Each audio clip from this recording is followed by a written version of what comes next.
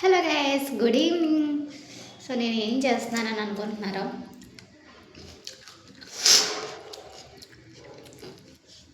ఈరోజు మార్నింగ్ నుంచి నేను ఏం తినలే, ఎందుకంటే నాకు ఏం తినాలని అనిపించలేదు అనమాట.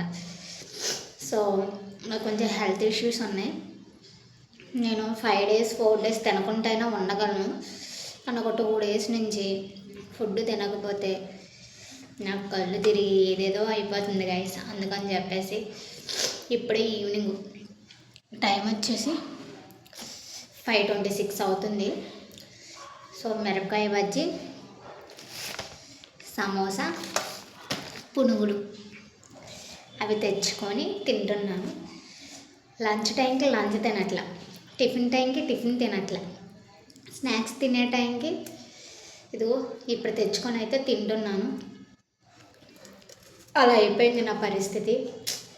ఏం చేస్తాం, ఎన్నెన్నో అనుకుంటాం, అన్నీ జరగాలని లేదు కదా, అంతే.